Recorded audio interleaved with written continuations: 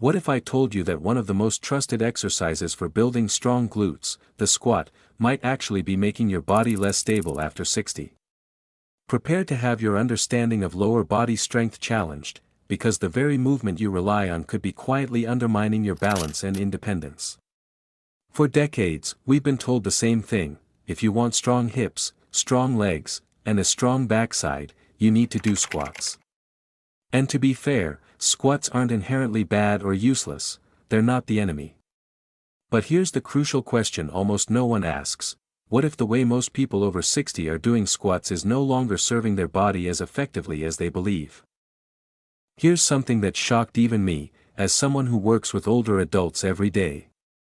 A large review cited by Harvard Health and multiple balance studies referenced by the CDC show that as we age, our joints lose shock absorption, our nervous system slows down, and most importantly, hip stability becomes more critical than raw leg strength.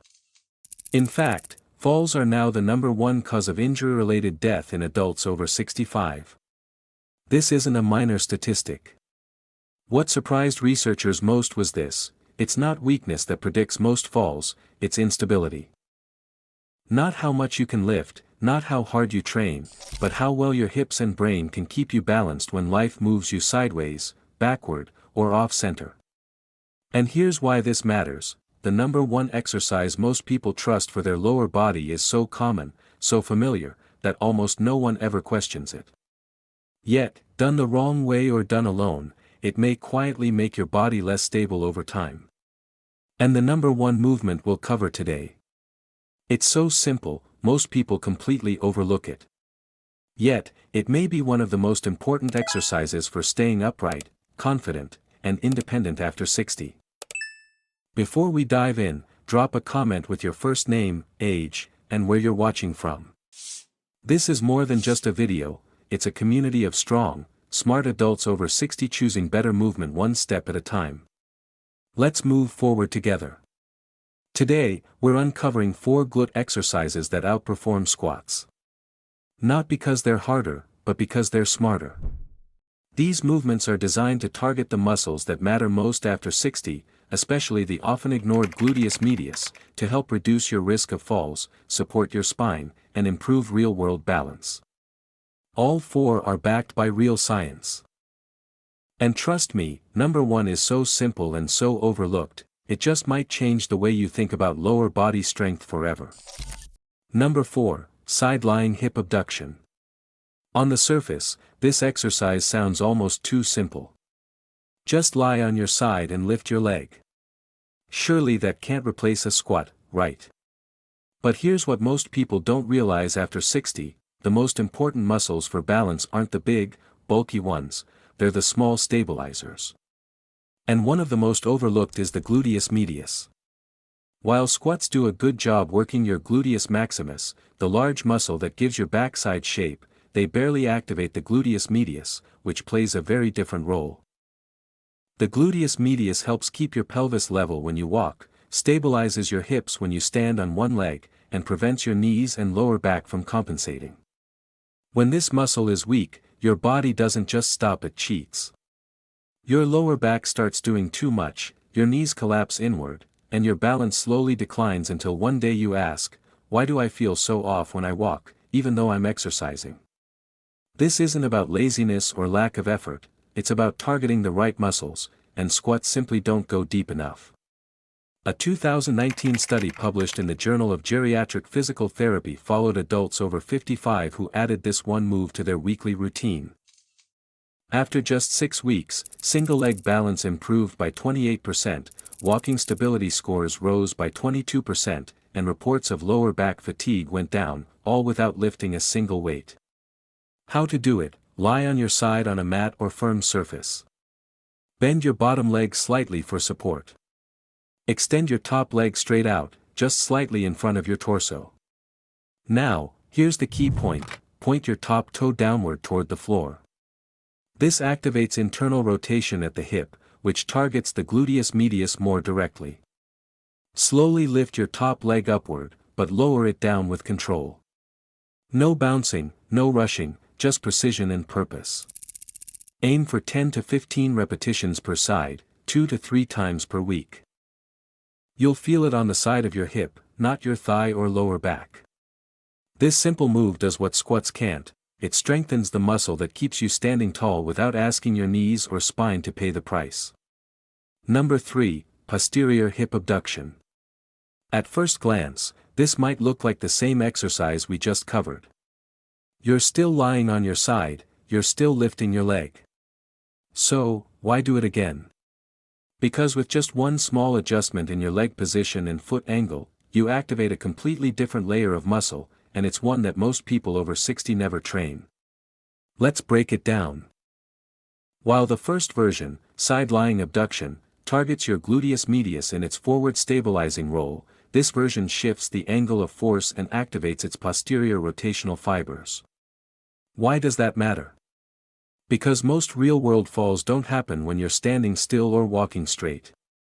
They happen when you twist to look over your shoulder, step backward off a curb, pivot to grab something, or slip sideways unexpectedly.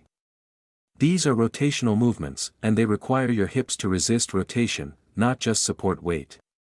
Most exercises, including squats and leg machines at the gym, completely ignore this demand. But your life doesn't. A 2020 study published in Clinical Biomechanics followed older adults during hip rehab. Those who added posterior hip abduction to their routine showed a 37% improvement in rotational hip control, significant reduction in lateral sway during walking, and better recovery when thrown off balance unexpectedly. And just like the previous exercise, all without using weights or complex equipment. When you skip this kind of movement, your hips lose rotational control, your knees cave inward under pressure, and your spine twists unnaturally to compensate. Simple tasks like turning to grab a seatbelt become risky. This isn't about strength alone, it's about control under movement. And if your body hasn't practiced it, it can't protect you. How to do it: lie on your side like in the previous exercise, but this time, slide your top leg slightly behind your torso so it's angled back. Rotate your toes up toward the ceiling. This externally rotates your hip. Slowly lift your leg, pause, then lower with full control. Keep your upper body relaxed and your core gently engaged. Avoid swinging or twisting your back. The movement should be small, focused, and isolated to your hip. Aim for 10 to 12 reps per side, 2 to 3 times per week. You're not just lifting your leg, you're retraining your nervous system to protect you from the movements that catch most people off guard. Number 2, standing hip drop and abduction. I walk every day. Isn't that enough to stay balanced? That's one of the most common beliefs I hear from older adults. And listen, walking is great. It's safe, natural, and it keeps your body moving. But here's the thing, no one tells you walking only moves your body forward. Real-life balance, especially as you age, depends on how well your body can control side-to-side movement. And that's exactly where falls tend to happen. Every time you lift one foot off the ground to take a step, climb stairs, or put on pants, the gluteus medius on the opposite side has a crucial job: it must hold your pelvis level and steady. If it fails, a chain reaction begins: your pelvis drops, your spine leans, your knee collapses inward, and your body feels wobbly without warning.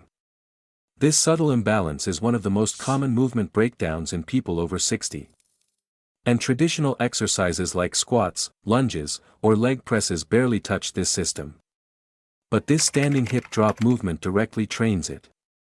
In a 2018 study published in the American Journal of Sports Medicine, adults over 55 who practiced this drill saw improved pelvic symmetry, better proprioception, your body's internal sense of balance, and increased single-leg stability, which helps with stairs, uneven sidewalks, and even getting out of bed. When you don't train this way, something else happens: you start avoiding movements that feel unstable.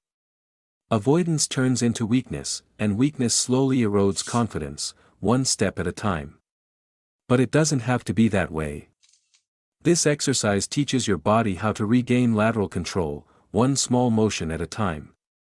How to do it: stand near a wall, chair, or countertop for support. Shift your weight onto one leg, this is your standing leg. Hover your opposite foot just above the ground.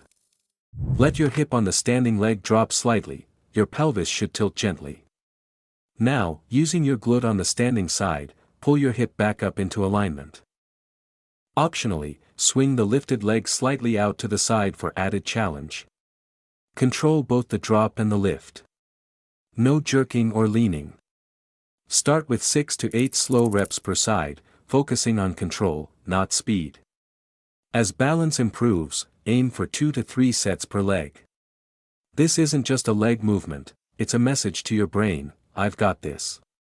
I can stand tall again. Number 1, standing hip extension with external rotation. This is the one almost everyone gets wrong. And honestly, it's not your fault. This movement looks so simple, so ordinary, that most people brush it off. You're just swinging your leg back. That can't be better than a squat. But here's what nearly no one explains: most traditional lower body exercises, including squats, train your body in a straight line, up and down, forward and back. But real life doesn't move that way. Life is rotational. You twist to check the oven, you reach behind the seat in your car, you step backward off a curb, you pivot in the kitchen to grab something off the counter. And here's the hard truth: if your deep hip stabilizers and spinal muscles aren't trained to control those rotational forces, that's when balance fails suddenly and silently. According to a 2021 study published in Gait and Posture, older adults who practiced controlled hip extension with external rotation improved reaction time to instability by 36%, showed stronger activation in spinal stabilizers, and reduced pelvic misalignment over 8 weeks. And none of this came from lifting heavy, it came from smart, intentional movement. Here's why it works: when you swing your leg behind you and rotate outward, your body has to coordinate multiple systems at once: gluteus medius and deep rotators, core muscles, lower back stabilizers, and nervous system input for balance. It's like reteaching your brain and body how to move together instead of letting one part, like your lower back or knees, do all the work. If you skip this kind of movement, you become vulnerable to losing footing while stepping backward, twisting awkwardly, straining your back, and losing confidence in everyday motions.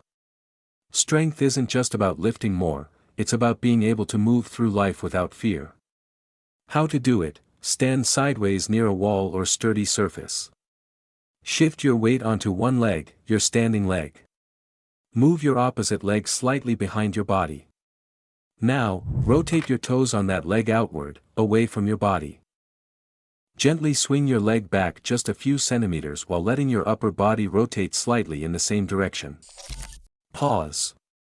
Then return to center slowly. Keep your chest lifted, spine tall, and core lightly engaged. Start with 8 to 10 controlled reps per side, 2 to 3 times per week. Focus on quality over quantity. No flinging, no leaning. You're not just training a muscle, you're teaching your body how to recover from the exact movements that cause most real-life falls. Before we move on, it's important to say this: these exercises are for educational purposes only and are not a substitute for medical advice or physical therapy. If you're recovering from surgery, managing a chronic condition, or experiencing pain, always check with your doctor or licensed healthcare provider before starting any new movement. Your safety, not speed, is the real foundation of lifelong strength.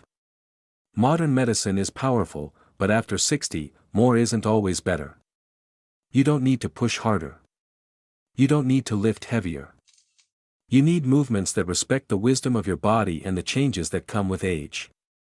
So instead of asking, "How much can I lift?" start asking, "How well can I stay balanced?